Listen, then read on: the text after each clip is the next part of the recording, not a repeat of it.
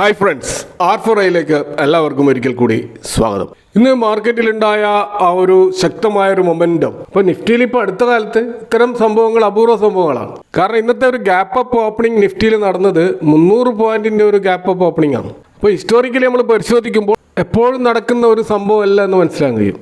അപ്പോൾ ആ ഒരു ഗ്യാപ്പ് അപ്പ് ഓപ്പണിങ്ങിലൂടെ കയറിയ നിഫ്റ്റി 25,022 എന്നുള്ള ഹൈ വരെ ക്രിയേറ്റ് ചെയ്തിരുന്നു. അപ്പോൾ ഇന്നലത്തെ ക്ലോസിംഗ് ആയിട്ട് കമ്പയർ ചെയ്യുമ്പോൾ ഏകദേശം 400 പോയിന്റിൻ്റെ അടുത്ത് ഒരു റാലിയാണ് ഇൻട്രാഡേയിൽ നടന്നത്. അപ്പോൾ ഇത്തരത്തിലുള്ള ഒരു റാലിക്ക് കാരണമായത് നമുക്കറിയാം, ഇന്നലെ വന്നിട്ടുള്ള ആ GST റിഫോംസുമായിട്ട് ബന്ധപ്പെട്ട ആ ഒരു വാർത്തയാണ് ഏറ്റവും പ്രധാനമായിട്ട് മാർക്കറ്റിനെ ഇന്ന് മൂവ് ചെയ്യാൻ സഹായിച്ചത്. അതുകൂടാതെ കഴിഞ്ഞ ആഴ്ച S&P ഗ്ലോബൽ ഇന്ത്യയുടെ ആ ഒരു റേറ്റിംഗ് അപ്ഗ്രേഡ് ചെയ്തത് അതും ഒരു ഓപ്റ്റിമിസം നമ്മുടെ മാർക്കറ്റിൽ സൃഷ്ടിച്ചിട്ടുണ്ട്. ഇതുകൂടാതെ റഷ്യ ഉക്രൈൻ യുദ്ധവുമായി ബന്ധപ്പെട്ട് നടക്കുന്ന ട്രംപിന്റെ നേതൃത്വത്തിലുള്ള പീസ് ടോക്സ് അതും മാർക്കറ്റിൽ ഒരു ബുള്ളിഷ്നെസ് സൃഷ്ടിച്ചിട്ടുണ്ട്. അപ്പോൾ എങ്കിൽ പോലും നമ്മുടെ മാർക്കറ്റിൽ വലിയ തോതിൽ ഷോർട്ട് പൊസിഷൻസ് ബിൽഡ് ചെയ്ത ട്രേഡേഴ്സ് ഇത്ര വലിയൊരു ഗ്യാപ്പ് അപ്പ് ഓപ്പണിംഗ് ഇന്ന് നടന്നപ്പോൾ അവർ പാനിക് ആവുകയും അല്ലെങ്കിൽ അവരവിടെ ട്രാപ്പ് ആവുകയും അപ്പോൾ ആ ട്രാപ്പിൽ നിന്ന് രക്ഷപ്പെടാൻ വേണ്ടി അവർ ഷോർട്ട് കവറിങ്ങിന് വേണ്ടി സ്റ്റോക്കുകൾ വാങ്ങിയതിൻ്റെ ഭാഗമായിട്ടും ഇന്നത്തെ ഒരു മൊമെൻറ്റം കാരണമായിട്ടുണ്ട്. അപ്പോൾ 24,800 മുകളിൽ നിഫ്റ്റി ഉയർന്നപ്പോൾ സ്വാഭാവികമായിട്ടും അവിടെ ശക്തമായൊരു മുന്നേറ്റമാണ് ഉണ്ടായത്. 25,000 വരെ എത്തിയപ്പോൾ സ്വാഭാവികമായിട്ടും അവിടെ ഇൻസ്റ്റിറ്റ്യൂഷണൽ ഇൻവെസ്റ്റേഴ്സും ബിഗ് പ്ലെയേഴ്സും ഒക്കെ പ്രോഫിറ്റ് ബുക്കിംഗ് നടത്തിയിട്ടുണ്ടാവും. അപ്പോൾ അതിൻ്റെ ഭാഗമായിട്ട് വീണ്ടും നിഫ്റ്റി ആ 24,876 എന്ന ലെവലിലാണ് ക്ലോസ് ചെയ്തത്. ഏതായാലും 24,800 മുകളിൽ സസ്റ്റെയിൻ ചെയ്യാൻ കഴിഞ്ഞു എന്നുള്ളത് തന്നെ വലിയൊരു ആശ്വാസകരമായ കാര്യമാണ്. അപ്പോൾ ഇന്നത്തെ അക്രോസ് മാർക്കറ്റ് സെഗ്മെൻറ്റ് നമ്മൾ നോക്കിക്കഴിഞ്ഞാൽ large cap, mid cap, small cap എന്ന വ്യത്യാസമില്ലാതെ എല്ലാ സെഗ്മെൻറ്റിലും നല്ല ബൈങ് പ്രകടമായിരുന്നു. 58 ഏകദേശം 60% സ്റ്റോക്കുകൾ ഇന്ന് അഡ്വാൻസ് ചെയ്തിരുന്നു. 37% സ്റ്റോക്കുകളാണ് ഡിക്ലൈൻ ചെയ്തത്. അപ്പോൾ ഇന്ന് നമ്മൾ സെക്ടോറൽ വൈസ് പരിശോധിച്ചാൽ ഏറ്റവും ശക്തമായ റാലി നടന്നത് ഓട്ടോ ഇൻഡെക്സിലും കൺസ്യൂമർ ഡ്യൂറബിൾസിലുമാണെന്ന് കാണാം. ഓട്ടോ ഇൻഡെക്സ് ഏകദേശം 4% ഒരു അപ്സൈഡ് മൂവ് പോവുകയുണ്ടായി. അതുപോലെ കൺസ്യൂമർ ഡ്യൂറബിൾസിൽ 3% ഒരു മുന്നേറ്റവും ഉണ്ടായി. അപ്പോൾ തീർച്ചയായിട്ടും ഈ രണ്ട് സെഗ്മെന്റ് ഇത്രമാത്രം ഫോക്കസ് ചെയ്യപ്പെടാനുള്ള പ്രധാനപ്പെട്ട കാരണം GSTയുടെ 28% ആ ഒരു ബ്രാക്കറ്റിൽ വരുന്ന കമ്പനികളാണ് കൂടുതലായിട്ട് ഇവിടെ ഉള്ളത്. അപ്പോൾ ആ ഒരു ബ്രാക്കറ്റിൽ നിന്നും അത് 18% എന്ന ലെവലിലേക്ക് വരുമെന്നാണ് GSTയുമായി ബന്ധപ്പെട്ട് ഇന്നലെ വ്യാപകമായിട്ട് വന്ന റിപ്പോർട്ടുകൾ സൂചിപ്പിക്കുന്നത്. അപ്പോൾ ആ ഒരു പ്രതീക്ഷയാണ് ഓട്ടോ സെഗ്മെന്റിലും കൺസ്യൂമർ ഡ്യൂറബിളിലും ഒരു കാറ്റലിസ്റ്റ് ആയിട്ട് ഇന്ന് പ്രവർത്തിച്ചത്.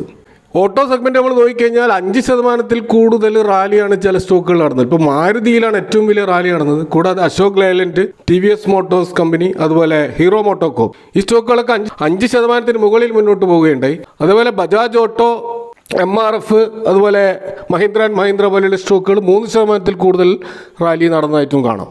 ഈ കൺസ്യൂമർ ഡ്യൂറബിൾസിന്റെ ആ ഒരു ഇൻഡെക്സ് നമ്മൾ നോക്കിക്കഴിഞ്ഞാൽ അവിടെ 5% കൂടുതൽ പല സ്റ്റോക്കുകൾ റാലി നടന്നിട്ടുണ്ട്. ഇപ്പോൾ PG Electroplast, Amber Enterprises, Blue Star, Voltas, Bata India പോലുള്ള സ്റ്റോക്കുകളിൽ 5% കൂടുതൽ റാലി നടന്നു. അപ്പോൾ ഇതിൽ പരാമർശിച്ച പ്രധാനപ്പെട്ട എയർ കണ്ടീഷൻ സ്റ്റോക്കുകളെല്ലാം കഴിഞ്ഞ ക്വാർട്ടറിൽ വളരെ മോശം പ്രകടനം നടത്തിയ സ്റ്റോക്കുകളായിരുന്നു. അപ്പോൾ തീർച്ചയായിട്ടും ഈ ഒരു GST പ്രഖ്യാപനം ഈ സ്റ്റോക്കിൽ വലിയൊരു പോസിറ്റീവ് സെന്റിമെന്റ്സ് ആണ് ഇപ്പോൾ നിറച്ചിട്ടുള്ളത്. അപ്പോൾ ഈ കൺസ്യൂമർ ഡ്യൂറബിൾ സെഗ്മെന്റിൽ 3% കൂടുതൽ റാലി നടന്ന വേറെ ചില സ്റ്റോക്കുകൾ കാണാം. ഇപ്പോൾ Century Ply, Havells, Whirlpool, Dixon, V Guard പോലെയുള്ള സ്റ്റോക്കുകളിലും അത്തരത്തിലുള്ളൊരു മുന്നേറ്റം ഉണ്ടായി.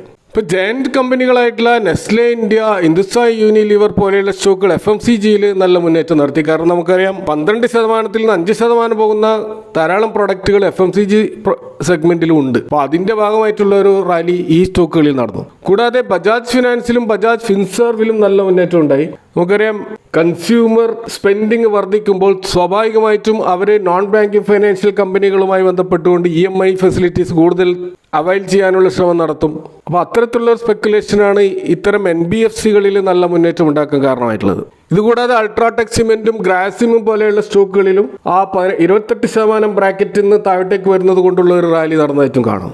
അപ്പോൾ ഇത്തരത്തിൽ സ്റ്റോക്ക് സ്പെസിഫിക് ആയിട്ട് നമ്മൾ പരിശോധിച്ചാൽ നമുക്ക് മനസ്സിലാകുന്ന ഒരു കാര്യം, GST പരിഷ്കരണങ്ങളിലൂടെ ഏതൊക്കെ സെക്ടറിലാണോ അതിൻ്റെ ഗുണം അനുഭവിക്കുന്ന ആ സെക്ടറിലുള്ള സ്റ്റോക്കുകൾ തെരഞ്ഞു പിടിച്ചിട്ടാണ് ഇൻവെസ്റ്റേഴ്സ് ഇൻവെസ്റ്റ് ചെയ്തിട്ടുള്ളത് എന്ന് മനസ്സിലാക്കാം. അപ്പോൾ ഏതായാലും മാസങ്ങൾക്ക് ശേഷം നടന്ന ശക്തമായ ഒരു മൂവ് 24,800 മുകളിൽ സസ്റ്റെയിൻ ചെയ്യേണ്ടത് നമ്മുടെ മാർക്കറ്റിനെ സംബന്ധിച്ചിടത്തോളം അത്യാവശ്യമാണ്. എന്നാൽ ഓരോ റൈസിലും സെല്ലിംഗ് പ്രഷർ ശക്തമായിട്ട് അവിടെ ഉണ്ട് എന്നുകൂടി നമ്മൾ മനസ്സിലാക്കണം. കാരണം ബിയേഴ്സ് മാർക്കറ്റിനെ താഴോട്ടേക്ക് വലിക്കാൻ വേണ്ടി അവസരങ്ങൾ കാത്തു നിൽക്കുകയാണ്. നമ്മുടെ മാർക്കറ്റ് മൂഡ് ഇൻഡെക്സ് പരിശോധിച്ചാൽ ഇപ്പോഴും എക്സ്ട്രീം ഫിയർ സോണിൽ തന്നെയാണ് മാർക്കറ്റ് ഉള്ളത്. അപ്പോൾ ഇത്ര പോസിറ്റീവായിട്ടുള്ള വാർത്ത വന്നിട്ട് കൂടി 25,000 മുകളിൽ നിഫ്റ്റിക്ക് പോകാൻ കഴിഞ്ഞിട്ടില്ല എന്നുള്ളത് നമ്മൾ ശ്രദ്ധിക്കേണ്ട ഒരു വസ്തുതയാണ്. അപ്പോൾ ഈ 24,800 മുകളിൽ കുറച്ച് ദിവസമെങ്കിലും സസ്റ്റെയിൻ ചെയ്യണമെങ്കിൽ റഷ്യ ഉക്രൈൻ വാറുമായി ബന്ധപ്പെട്ട് പോസിറ്റീവായിട്ടുള്ള ന്യൂസുകൾ വരണം. കൂടാതെ താരിഫുമായി ബന്ധപ്പെട്ട ഇന്ത്യ US അഗ്രിമെൻറ്റുമായി ബന്ധപ്പെട്ട പോസിറ്റീവായിട്ടുള്ള വാർത്തകളും വന്നാൽ മാത്രമേ മാർക്കറ്റിൽ അടുത്ത ഒരു മുന്നേറ്റത്തിന് സാധ്യതയുള്ളൂ എന്നുകൂടി നമ്മൾ മനസ്സിലാക്കണം. ഇനി ചില സ്റ്റോക്ക് സ്പെസിഫിക് ആയിട്ടുള്ള കാര്യങ്ങളിലേക്ക് വന്നാൽ നമുക്കറിയാം, കമ്പനികളുടെ ബാലൻസ് ഷീറ്റിൽ ഏറ്റവും പ്രശ്നമുണ്ടാക്കുന്ന ഒരു കാര്യമാണ് കടം. എന്നാൽ കമ്പനി എക്സ്പാൻഷൻ്റെ ഭാഗമായിട്ട് കടമെടുക്കാതെ പല കമ്പനികൾക്ക് മുന്നോട്ട് പോകാനാവില്ല. എന്നാൽ അവരുടെ ആ ഒരു ഡെറ്റ് ബേർഡൻ അവരുടെ ഇക്വിറ്റിയുമായിട്ട് കമ്പയർ ചെയ്യുമ്പോൾ വലിയ തോതിൽ വരികയാണെങ്കിൽ അത് കമ്പനിയുടെ പ്രോഫിറ്റബിലിറ്റിയെ ബാധിക്കാൻ സാധ്യതയുണ്ട്. എന്നാൽ കമ്പനി തങ്ങളുടെ കടം ഗ്രാജുവലായിട്ട് കുറച്ചു കൊണ്ടുവന്ന് സീറോ ഡെപ്റ്റിലേക്ക് പോകുകയാണെങ്കിൽ അത് അവരുടെ ഫൈനാൻഷ്യൽ പൊസിഷൻ സ്ട്രെങ്തൻ ചെയ്യുന്നു എന്ന് മാത്രമല്ല, ഹെൽത്തി ആയിട്ടുള്ള ഒരു ഓപ്പറേറ്റിംഗ് ക്യാഷ് ഫ്ലോ സൃഷ്ടിക്കുകയും ചെയ്യും. അപ്പോൾ അത്തരത്തിൽ ഡെറ്റിൽ നിന്നും മോചനം നേടിയ ചില സ്റ്റോക്കുകളെ കുറിച്ചാണ് ഇവിടെ സംസാരിക്കുന്നത്.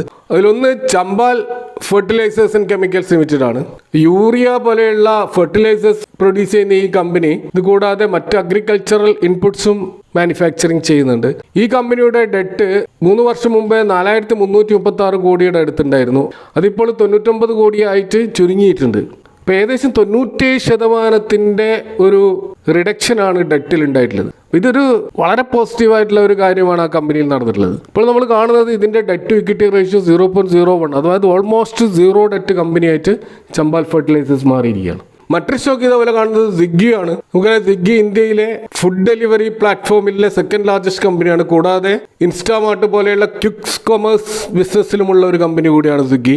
ഇവരുടെ ഇപ്പോഴത്തെ ഡെറ്റ് നമ്മൾ കാണുന്നത് 1,702 കോടിയാണ്. എന്നാൽ ഒരു 3 വർഷം മുമ്പ് ഈ കമ്പനിയുടെ കടം 16,070 കോടിയാണ് എന്ന് മനസ്സിലാക്കുമ്പോഴാണ് എത്ര വലിയ പുരോഗതിയാണ് ഈ കമ്പനി കടത്തിൻ്റെ കാര്യത്തിൽ ഉണ്ടാക്കിയതെന്ന് മനസ്സിലാക്കാൻ കഴിയും. അപ്പോൾ ഏകദേശം 89% ഒരു റിഡക്ഷനാണ് ഇവരുടെ ഡെറ്റിൽ ഉണ്ടായിട്ടുള്ളത്. ഇപ്പോൾ അവരുടെ ഡെറ്റ് ഇക്വിറ്റി റേഷ്യോ 0.17 എന്നുള്ള വളരെ കംഫർട്ടബിൾ ആയിട്ടുള്ള ലെവലാണുള്ളത്. ഇതേപോലെ മറ്റൊരു സ്റ്റോക്ക് നമ്മൾ കാണുന്നത് മാരുതി സുസുക്കിയാണ്. ഇന്ത്യയിലെ കാർ മാനുഫാക്ചറിങ് രംഗത്ത് ലീഡിംഗ് കമ്പനി ആയിട്ടുള്ള മാരുതി സുസുക്കിയുടെ ആ ഒരു കടം എന്ന് പറയുന്നത് ഇപ്പോൾ 87 കോടി മാത്രമാണ്. എന്നാൽ 3 വർഷം മുമ്പ് അത് 425 കോടിയോളം ഉണ്ടായിരുന്നു. പിന്നീട് അത് 1000 കോടിക്ക് മുകളിൽ പോയിരുന്നു. അവിടെ നിന്നാണ് ഇത്ര വലിയൊരു റിഡക്ഷൻ നമ്മൾ കാണുന്നത്. ഇപ്പോൾ ഏകദേശം 79.55% ഒരു റിഡക്ഷനാണ് ഇവരുടെ കടത്തിൽ വന്നിട്ടുള്ളത്. ഇപ്പോൾ ഇതിൻ്റെ debt to equity ratio almost 0 ആണ്. ഇപ്പോൾ സീറോ ഡെറ്റ് കമ്പനിയായിട്ട് മാരുതി സുസുക്കി മാറിയിരിക്കുകയാണ്. മറ്റൊരു സ്റ്റോക്ക് ഇതേപോലെ നമ്മൾ കാണുന്നത് CG power and industrial solution ആണ്. ഇപ്പോൾ പവർ സിസ്റ്റം മേഖലയിലും ഇൻഡസ്ട്രിയൽ സിസ്റ്റത്തിലും വർക്ക് ചെയ്യുന്ന ഈ ഒരു ഇലക്ട്രോണിക്സ് കമ്പനി അവരുടെ കടം ഇപ്പോൾ 40 കോടി മാത്രമാണ് കാണുന്നത്. ഏകദേശം 366 കോടിയോളം 3 വർഷം മുമ്പേ ഉണ്ടായ കടമാണ് ഈ രീതിയിൽ ഇവർ റെഡ്യൂസ് ചെയ്ത് കൊണ്ടുവന്നിട്ടുള്ളത്.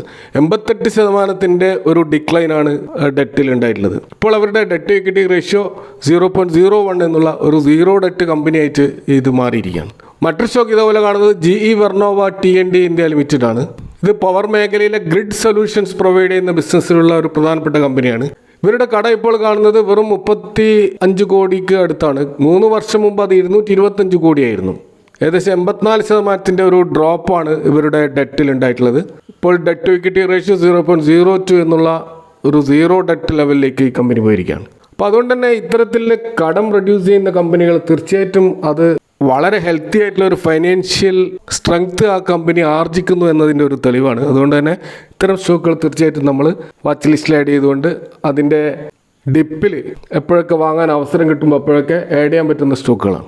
അപ്പോൾ ഇവിടെ പരാമർശിച്ച സ്റ്റോക്കുകളൊന്നും ഒരു ഭയങ്കര റെക്കമെൻഡേഷൻ അല്ല. നിങ്ങൾ നിങ്ങളുടേതായ പഠനം നടത്തിക്കൊണ്ട് മാത്രം ഇൻവെസ്റ്റ് ചെയ്യുക. വിഷയങ്ങളെക്കുറിച്ചുള്ള നിങ്ങളുടെ അഭിപ്രായങ്ങളും കമൻറ്റുകളും അറിയിക്കുക. Thanks for watching. See you next time with another video.